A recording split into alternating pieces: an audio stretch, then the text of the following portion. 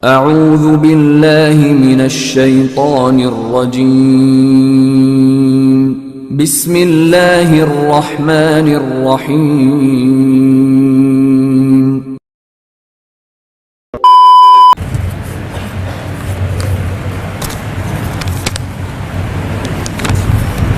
Nama Salmiati, alamat Besilam. Ada seorang sultan. Sultan ini Sultan Langkat. Di atas Medan ini Langkat kan? Sultan Langkat. Di bawah Langkat ini Sultan Delhi. Di bawah Delhi ini Sultan Serdang.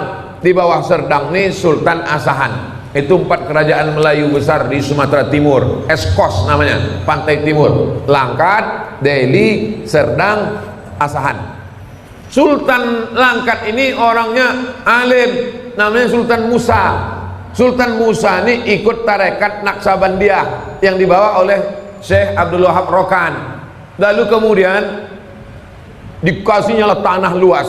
Tuan Syekh, ini tanah luas, supaya Tuan Syekh tak pergi kemana-mana. Dipejamkan Tuan Syekh Abdul Wahab Rokan matanya, nampaknya pintu masuk Masjidil Haram. Dikasihnya lah nama pintu masuk itu ke kampung itu. Pintu masuk Masjidil Haram itu namanya Babus Salam.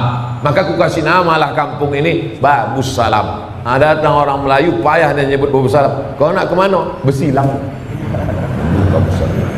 Ulama-ulama dulu itu pejamnya mata nampak Babus Salam. Kita sekarang pejam mata nampak gaji 13. Yang PNS, saya tak PNS lagi. Hah? Apakah orang yang meninggal karena COVID bisa disolatkan dengan solat qalb? Solat qalb itu solat apa? Solat gaib. Oh, saya baca pula gitu Q. Solat gaib. Jadi kalau ada orang meninggal kena COVID, setelah digulung sama dokter di rumah sakit pakai plastik itu, udah digulungnya pakai selasiban itu, tak bisa lagi disentuh, masuk di dalam mobil ambulan, sholatkan aja dari luar mobil tuh kalau dikasih dokter. Kalau tidak dikasihnya, langsung dikuburkannya, dikebumikannya, maka anak menantu, cucu, cicit, kawan, jiran, tetangga sholat dari atas.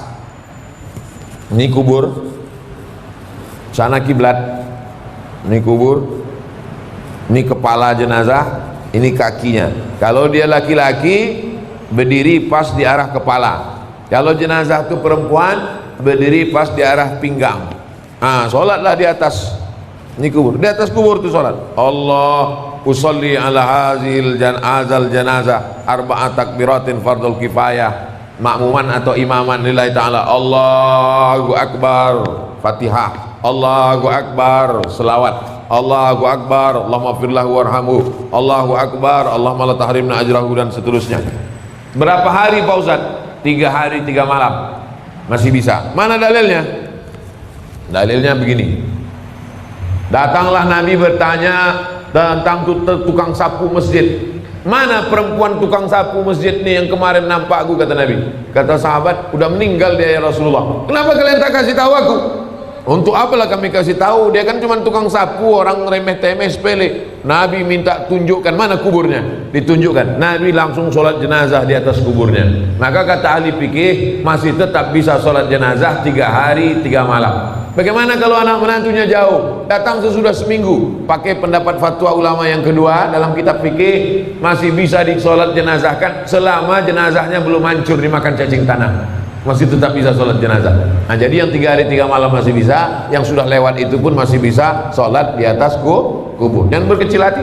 Tapi kalau jenazahnya di Papua, anak menantunya di Medan, naik pesawat 8 jam, rapid test, pas dites positif pula dia. Nauzubillah. Oleh sebab itu maka dia sholat gaib saja dari Medan. Aku sholat ghaib untuk almarhum fulan bin fulan di sana. Jadi dua-dua bisa dilaksanakan. Sholat yang tak ghaib bisa dilaksanakan di atas. Jangan bersedih hati karena banyak ini anak cucu keturunan jiran tetangga kawan merasa sedih karena tak bisa sholat jenazah. Bisa dilaksanakan dari atas. Wallahu a'lam bishawab. Ini tentang sholat ghaib. Apakah orang yang meninggal boleh disolatkan berulang kali? Boleh solat jenazah berulang kali, boleh solat ghaib berulang kali, bolak-balik. Nabi Muhammad SAW itu jenazahnya tak dibawa keluar. Jenazah Nabi itu di dalam kamar itu kecil, maka berganti-gantian sahabat solat keluar, berkeloter. Yang tak boleh berkali-kali itu menyembelih binatang, tak boleh. Binatang kalau sudah disembelih diangkat pisau, haram hukum. Makanya pisau itu tak boleh ditarik sekali.